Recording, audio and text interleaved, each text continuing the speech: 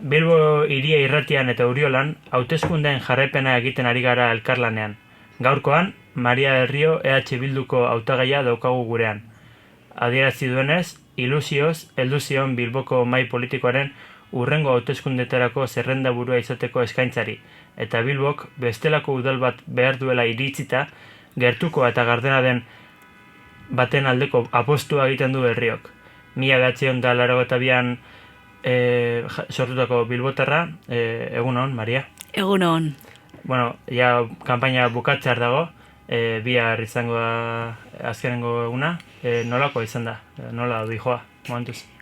Izaten ari da oso kanpaina interesgarria, eta ez bakarrik 15 egun hauek, ez? Esan duzun moduan, azkenean, EH Bilduk ez, eskaini zidanean, eskaini zidanetik edo naizenetik hautagaia ia urtebete pasada, ekainaren 2an izan zen, eta hortik eta ona ibili gara auzo, elkartez, Bilbo barrutik ezagutzen.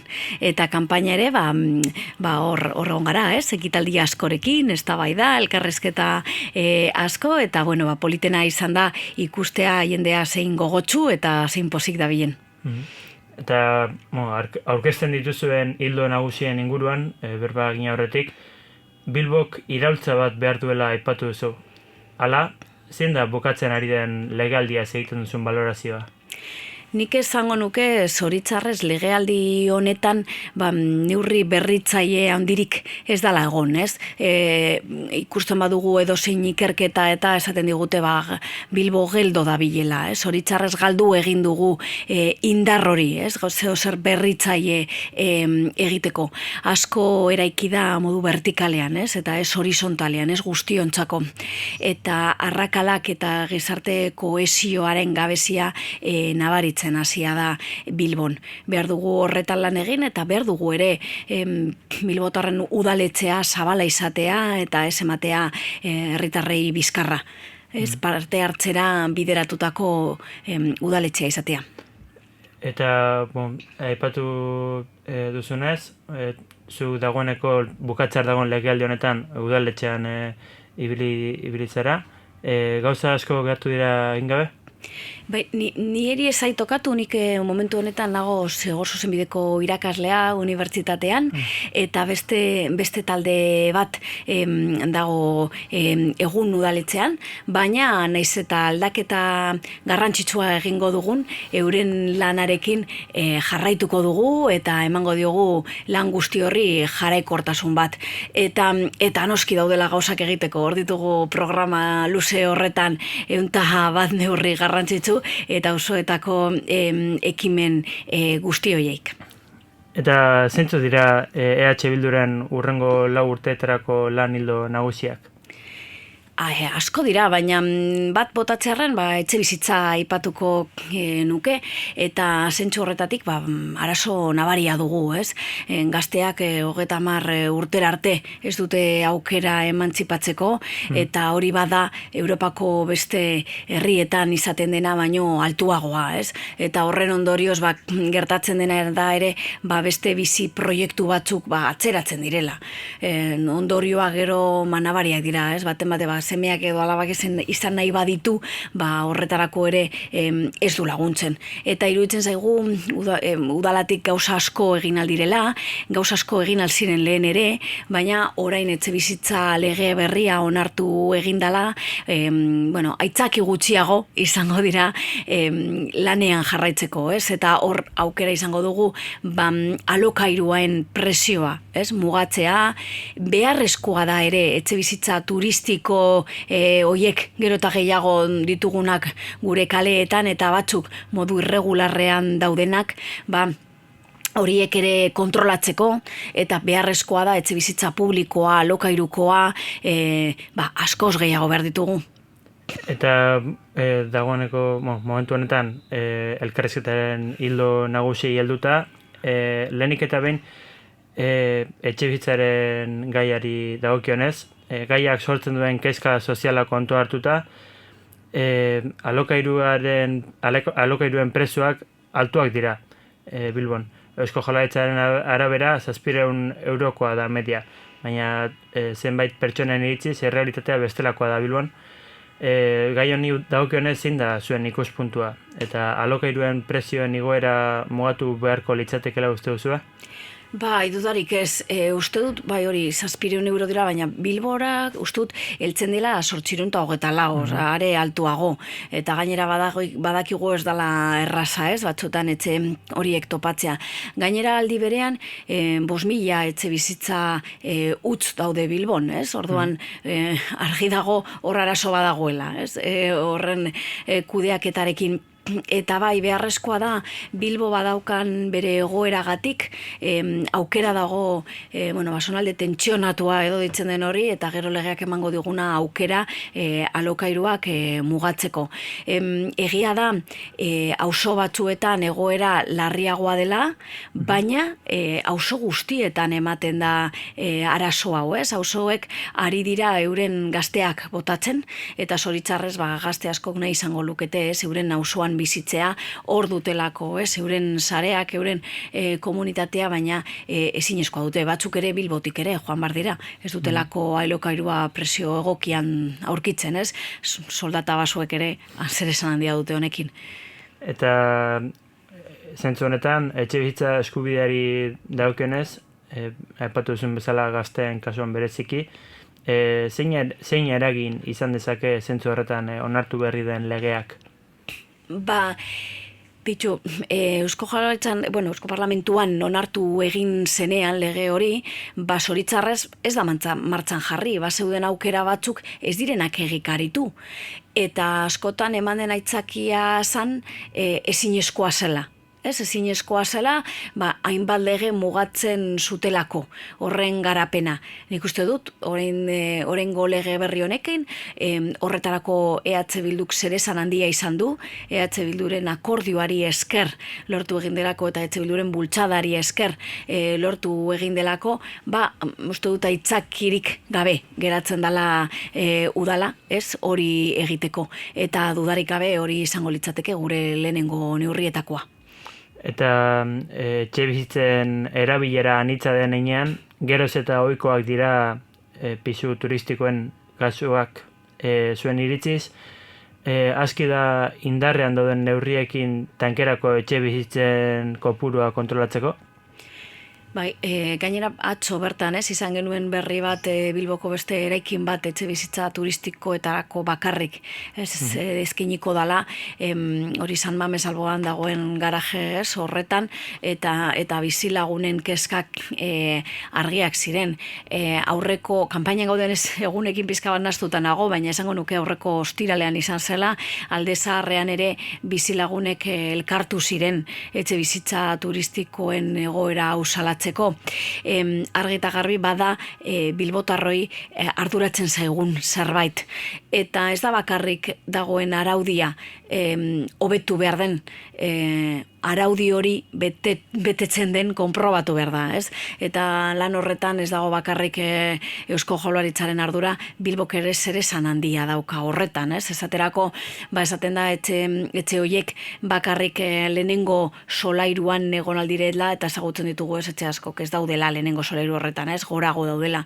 Eta garrantzitsua izango liratzeke ere, aztertzea, ez? Auzo zenbat etxe daude, non daude mugak, aurrekoan esaterako txarkoan gaudela, esaten ziguten han ere etxe turistikoak daudela, eta hor ere eragina izaten ari dela alokairuen igoeran. Zorrozan ere, eta ez da bakarrik lehen, bakarrik zentroan ematen zen zerbait, baina egun auzo guztietara, ez?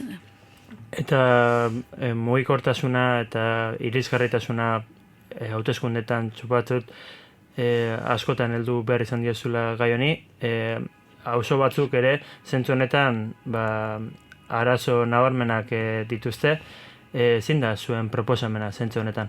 Bai, iruditzen zaigu oso garrantzitsua dela auzoek auzoetan bizitza osoa egiteko aukera izatea, baina horrek ondo konektatuak egotea, eta horretan gauz askoren inguruan hitz egin behar dugu autobusen inguruan, funtsezkoa da autobus lerro horiek berrantolatzea, ez dute erantzuten gaur egungo eskaeretara, gaur egungo beharretara, eta datorren legegintzaldiaren hasieran horri heldu beharko zaio, eta espero dugu hori egitea ere bilbotar guztien parte hartzearekin, ez? Parte hartzea iruditzen zaigu funtsezkoa dela.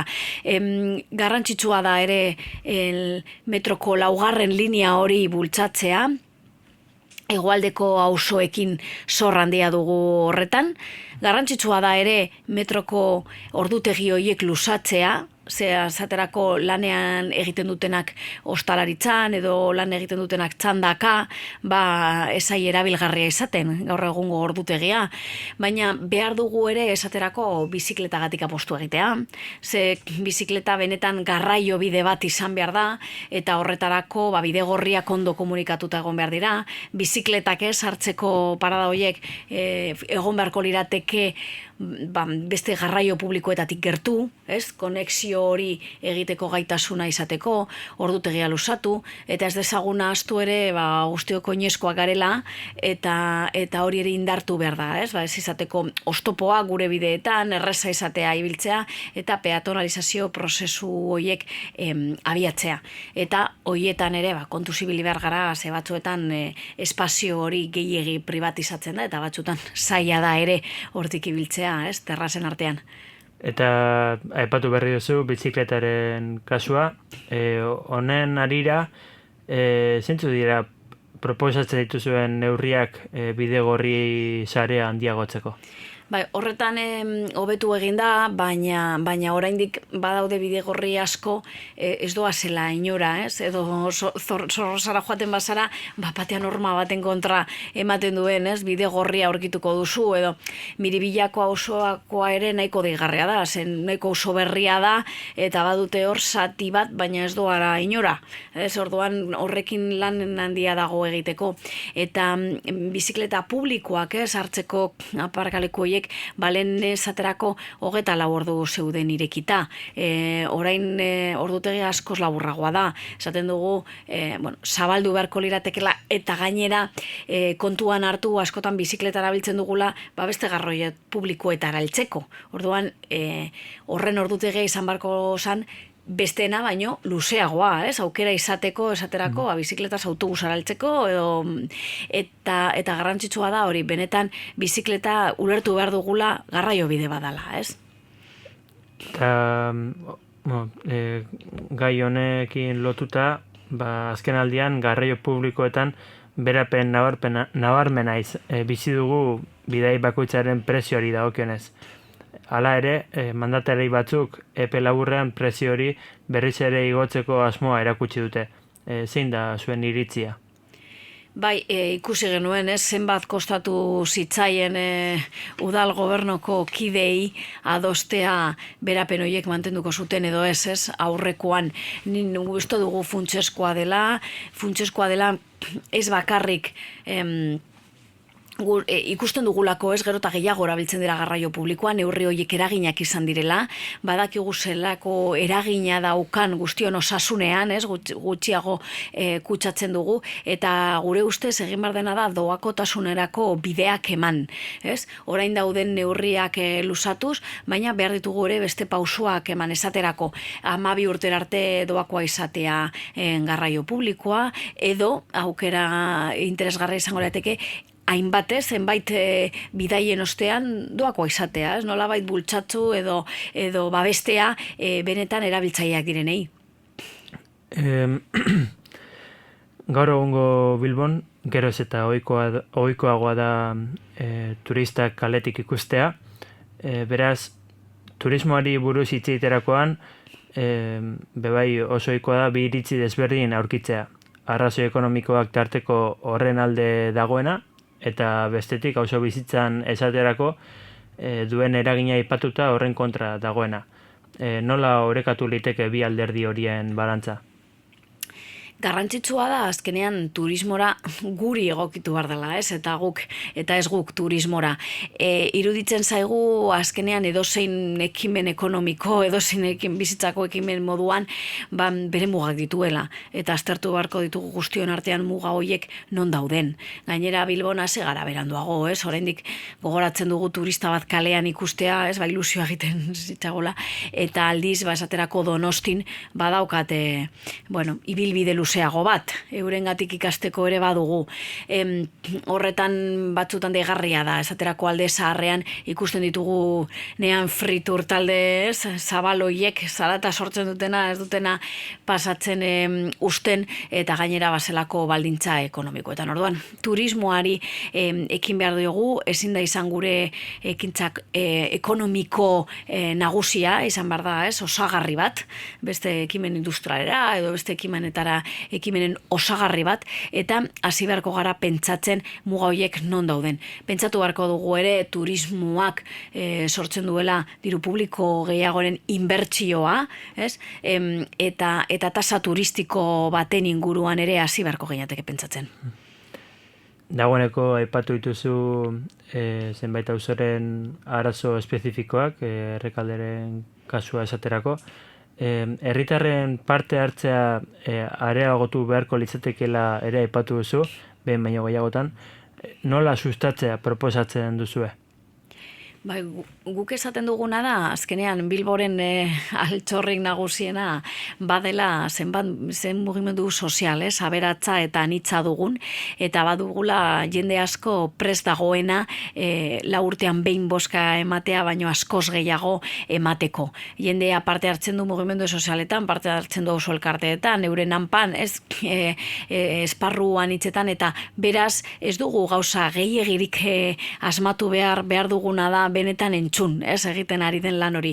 Behar dugu parte hartzeko erreglamendu bat sustatzea, behar dugu ere esaterako gaur egungo barrutietako bilera horiek esaterako mugimendu sozialak, elkarteak ezin dute bozka eman, erabakitzen dutena ez da betetzen, hor badago asko hobetzeko, eta batzuetan sentsazioa da, eta jende askorekin hitz egiten diren ekimen horiek ez direla parte hartzea bultzatzeko, badirela nolabait oztopatzeko udaletxera eskaera horiek ezeltzeko, eta hori oso triste iruditzen zai, gainera hori bai da nahiko aman komuna ikusi dudana oso guztietan, esparru guztietan, sentsazio hori nik uste dut nahiko nabaria dela.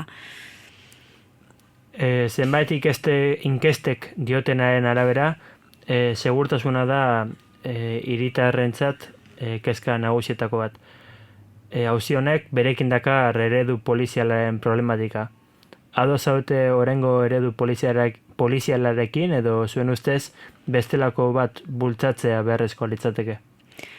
Nik hasteko esango nuke segurtasunean hitz egiten dugunean, segurtasunaren inguruan hitz egiten dugunean, Bilboko udalak oso modu murritzan hartzen duela, eta normalean segurtasunaz hitz egiten duenan bakarrik eredu polizialaz hitz egiten du, baina segurtasunan askoz gauza gehiago dira.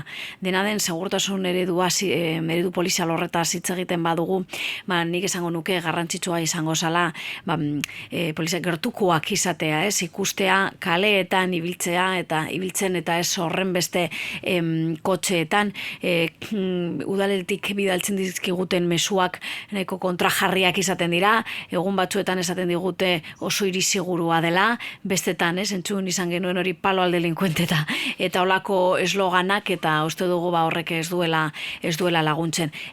Azken aldian, udal zueltzaingoaren aldetik egondan konfliktibidade guzti hori ere ez du segurtasunera laguntzen. Behar dugu benetan badugu segurtasunaren paktu bat, guztion artean sinatu genuena 2018an, eta hor jartzen dena prebentzioan sakondu, gertutasun horretan sakondu bide horri heldu beharko diogula. Auzoen arrakala epatu da edabidetan, behin baino gehiagotan. Bat zatoz Bilbo biaduran doan hiria dela esaten dutenekin, hau da, erdigunea alde batetik eta auzoak bestaldetik. Bai, egia da ez dala gauza bera, auzo batean bizitzea edo bestean.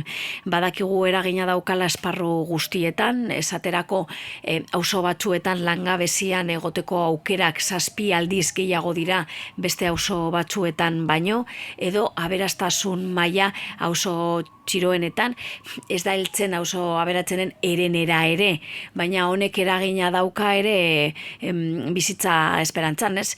Esaterako Otxarkoagan zentruan baino 6 urte gutxiago bizi gara, ez? Orduan horre benetan deigarria da eta zerbait ez egiteko deia dela esango nuke. Dena den, batzutan esaten dugu, ez, zentruan eta auzoak, eta gogoratu behar dugu zentruan ere jendea bizi dala, ez? Ze batzutan horre egiten diren ekimenak Bilbo osorako dira, baina horre badira auzoak jendea bizi dena eta euren arazoak ere dituztenak. Orain udara geroz eta gertuago daukagunez, bebai geroz eta gertuago daude zenbait auzoren jaiak. Jaien ereduari dagokionez, nazioarteko egun seinalatuetan Bilboko hirian, BBK Live Festivalaren kasua daukagu. Egun hauetan ostalaritzako lokalek euren ordutegia 2 orduz luzatzeko baimena izan dute. Bideragarri ikusten duzue hau auzo desberdinetako jaietan antolatzea?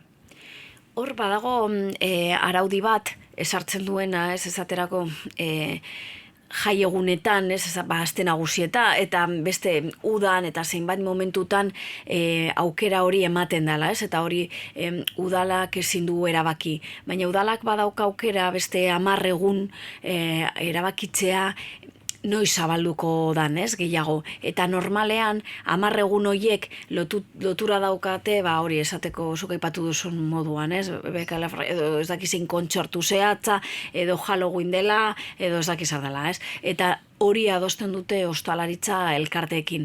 Aukera izango genuke 10 egun horiek beste modu batera, ez, banatzea. Eta ostalaritza elkarteekin harremana badute, eta hori positiboa iruditzen zait, behar bada beste elkarte batzuei entzutea ere garrantzitsua izango zen, ez. Eta gainera 10 egun bakarrik dira, baina egia da auzo batzuetako jaiak izaten direla batera, ez, egun batzuetan. Orduan, nik uste dut hor badugula zer egin eta garrantzitsua izango zala auzo jaiak bultzatzea, auzo jaiak sortzen dutelako ere komunitatea, auzo jaiak auzoa ere egiten dute eta auzo jaiak bultzatu behar dira.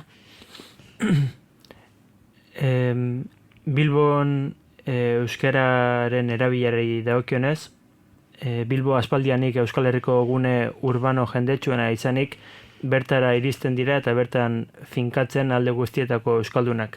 Batetik eta bestetik, gero eta ohikoago dira eta gehiago dira, euskara lehen hizkuntza ez izan arren, eskolan ikasten eta bereganatzen duten haur eta gazteak.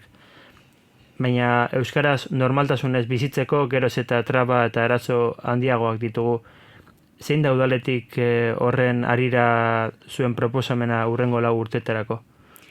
Beti esaten dugu, ez, bilbotarrok azkenean euskaldun gehien dagoen tokia Bilbon dela, baina egia da gero zaila dela egunerokotasunean erabiltzea. Gainera, zoritzarrez, erabilera, ez, kale erabilera bera egin du zerbait, ez, azkeneko 10 urtetan eta hori bereziki arduratzeko modukoa da. Lortu izan dugu, aurten legealdi honetan, martxan jartzea Euskararen aholku batzordea, espazio bat da non parte hartzeko hori sustatzeko aukera izango zuen, baina ez dugu lortu horrek zeukan aukera guztiak, ez, baliatzea, horrek benetan bultzatzeko modukoa da, behar dugu ere ordenantza berezi bat euskarari zuzendua, eta oso garrantzitsua da udaleko esparro guztietara zabaltzea. Niri deigarria iruditzen zait udala zein erdalduna dan. Beste instituzioekin alderatuta, instituzio bera zein erdalduna den, eta barruan euskara gutxi entzuten dela, eta iruditzen zait hori nahiko adierazgarria da. Erakundean bertan ez bada egiten, zaila izango da hortik kanpora bultzatzea. Honekin lotuta, baduzue Bilboko gizarte eragile euskaltzaleekin, euskara elkarteak, euskaltegiak, komunikabideak, haiekin elkarlanean aritzeko proposamenik? Bai, elkarlan hori, ez esan dudan moduan orokorra izan behar da, eta badira zenbait esparrutan, esaterako euskara munduan, non ulertzen dugu zer egin handia dagoela udalaren partetik. Eta gainera aipatu duzun moduan, eragile asko daude honetan, proposamen zehatzak dituztenak, lanketa handia egina dutenak, eta diagnostiko egokiak eginak dutenak, eta garrantzitsua da eurei hitza eman, eta parte hartzeko aukerak eskaintzea. Eskerrik asko. Orain ditugu zenbait eragileen galdera batzuk, bideo bitartez. Alde Zaharreko auzo elkartea.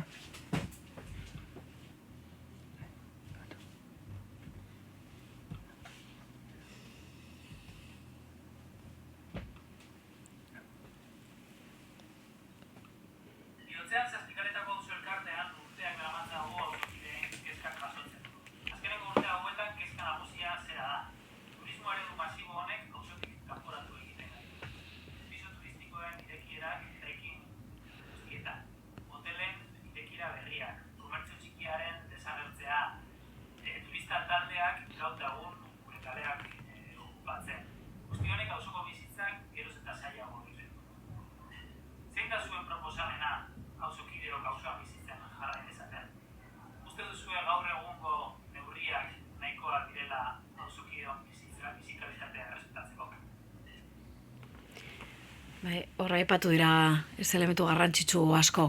Lehen esan dudan moduan, Alde Zaharra hor bihotzean elkartekoak dira, horiek ere oso badira, eta batzutan ematen du hasten segula. Ze asko joaten gara Alde Zaharretik, Zazpikaleetatik, gure bigarren auzoa, izango balitz moduan, eta falta dana da hor auzoentzako neurriak hartzea. Esaterako Mujika eskolakoek esaten ziguten, ez dutela tokirik aurrak jolasteko, eta beste espazioak ezaizki eskaintzen. Frontoi berria irekiko da, eta hori esaten dute Bilbo osorako dela, baina Mujikako eskolako aurrek jarraitzen dute non jolasteko aukera ez izaten. Aipatu dira ere komertxoak, dendak gertukoak, eta zoritzarrez ikusten dugu nola Alde Zaharrean ere aurkitzen ditugu gero, eta frankizia edo bertako ez diren denda gehiago. Horren presioen igoera ematen da dudarik gabe esparru guztietan, eta ekin behar zaio ere. Eta elkarrizketa honi amaiera emateko, zer esango zenioke oraindik botoa erabakita ez duen hiritar bati? Zergatik bozkatu EH Bildu? Lehenengo esango nukena da bozkatu behar dugula, zein garrantzitsua den, igande honetan asko dugu jokoan, nahi badugu Bilbo bizigarriago bat sortzea aukera dugula, gure bizitzak eta gure hiria aldatzeko ere. Eta esango nuke EH Bilduk badala lehenengo indar municipalista esaten duguna, ordezkaritza gehien daukana udaletan, eta hor agintean gauden guzti horietan bizilagunak eskubideak irabazten dituztela. Irabazten dituzte eskubideak parte hartzean, hitz egin dugula, etxe bizitzan, eta horretan ere hori ere Bilbora ekarri nahi dugula. Eta errepikatu nahi dut ere lehen esandako hori, gure altxorrik nagusiena badala euren auzoetan egunero lanean dauden pertsonak, eta hori bultzatu behar dugu egindako lan hori. eta horregatik iruditzen zaigu, ez? Eta eskatu nahi dut EH Bildurentzako bozka, eta gainera eskatu nahi dut EH Bildurentzako Bilbon dauden guztiei, garrantzitsuena da, ez da nondik gatozen bakoitzak, baizik eta nora joan nahi dugun elkarrekin. Eskerrik asko, Maria. Eskerrik asko zuei.